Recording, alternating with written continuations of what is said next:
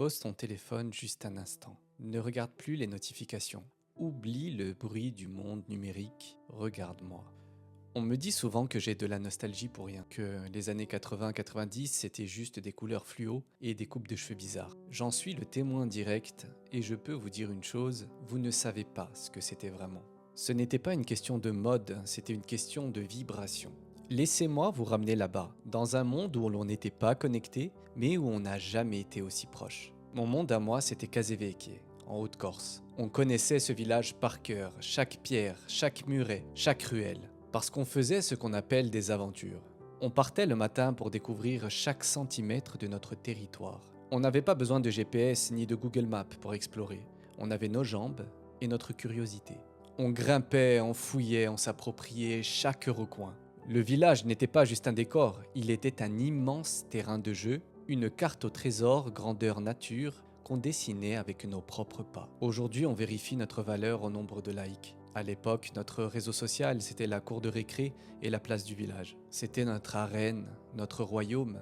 On n'avait pas d'algorithme pour nous dire qui aimer, on avait juste des billes au fond des poches, des genoux écorchés et des amis. On se parlait en face, on se bagarrait pour de vrai, on se réconciliait pour de vrai. On était connectés par le regard et pas à travers un écran de verre. Et le soir, quand on rentrait, on fermait la porte. Ma chambre, c'était mon sanctuaire. Ce n'était pas un studio pour se mettre en scène, c'était l'endroit où je construisais mon identité. Des posters fixés à la pâte à fixe, des piles de cassettes, aucune notification pour briser ma tranquillité. On pouvait passer des heures allongées à écouter un album en fixant le plafond. On savait ce que c'était que de s'ennuyer. Et c'est dans cet ennui-là que nos rêves prenaient vie. On ne consommait pas de contenu, on créait notre propre monde intérieur. Ce qui me manque le plus, c'est le poids des moments. Noël, par exemple, c'était sacré. Et ça commençait par ce rite immuable. Sortir les décorations des cartons et faire le sapin. On n'installait pas les guirlandes pour faire une jolie photo. On le faisait pour transformer l'atmosphère. On plaçait chaque boule avec une attention d'orfèvre. Il n'y avait pas de téléphone sur la table. On était là, les uns pour les autres. On dansait, on riait, on était pleinement présents. La famille, c'était pour de vrai. Et puis, il y avait le rituel du premier de l'an. On enfilait notre manteau pour aller frapper aux portes. On allait voir la famille, mais aussi les voisins. On frappait pour dire bonne année et bonne santé. Et là, on recevait les étrennes.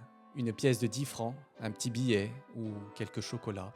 Ce n'était pas le montant qui comptait, c'était le lien. On allait physiquement porter nos vœux chez les gens. L'humain était là, à chaque palier. C'est ça le paradoxe. Aujourd'hui, on a tout, mais regarde-nous.